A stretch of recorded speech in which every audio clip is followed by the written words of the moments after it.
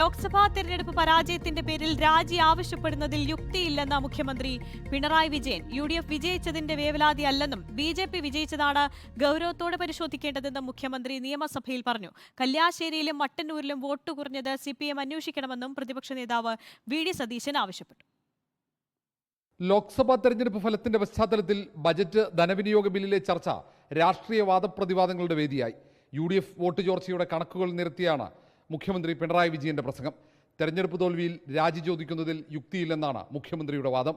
2019 LDFന് 71,56,000 വോട്ടാണ് ലഭിച്ചത്. ഞങ്ങൾക്ക് ഇപ്പോൾ 66,64,000 വോട്ടാണ് ലഭിച്ചത്. അപ്പോൾ 4,92,000 കുറവ്. ഈ എല്ലാ ആനുകൂല്യവും കിട്ടിയ നിങ്ങളുടെ സ്ഥിതിയോ ആലോചിക്കാൻ പറയുകയാണ് ഞാൻ. 2019 96,29,000 വോട്ടാണ് നിങ്ങൾക്ക് ലഭിച്ചത്. ഇപ്പോൾ നിങ്ങൾക്ക് 90,17,000 വോട്ടാണ്.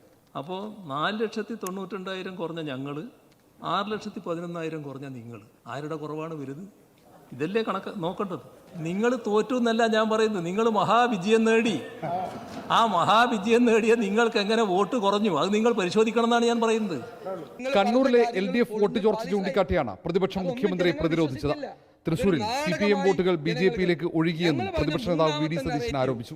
നിങ്ങളും BJPയും തമ്മിൽ ഒരു അവിശുദ്ധമായ ഒരു അൺഹോളി നെക്സസ് ഉണ്ട്, ഒരു അവിശുദ്ധമായ ബാന്ധവുമുണ്ട്. സാർ, തെരഞ്ഞെടുപ്പിന്റെ ഇടയിൽ തന്നെ അത് മുഴുവൻ തെളിയിക്കപ്പെട്ടു. നിങ്ങളുടെ നേതാക്കളും BJPയുടെ കേന്ദ്രമന്ത്രിയും തമ്മിൽ ഒരുമിച്ച് ബിസിനസ് നടത്തിയാണ്. നിങ്ങളുടെ പാർട്ടി സമ്മതിക്കുമോ? ഞങ്ങളുടെ കയ്യിൽ എല്ലാ തെളിവുകളുണ്ട്. മുസ്ലിം ലീഗിനെ മുഖ്യമന്ത്രി കടന്നാക്രമിച്ചു. വിജയം ലീഗിനെ മത്തുപിടിപ്പിച്ചെന്നായിരുന്നു മുഖ്യമന്ത്രിയുടെ വിമർശനം. ജയത്തിൻ്റെ വലിയ തോതിലുള്ള ഒരു മത്തുപിടുത്തം അതുണ്ടായിരിക്കുന്നു എന്നാണ്. അത് വേണ്ട എന്നാണ് എനിക്ക് പറയാനുള്ളത്. തോൽവി വിശദമായി പരിശോധിച്ച് തിരുത്തുമെന്ന് MV ഗോവിന്ദൻ വ്യക്തമാക്കി.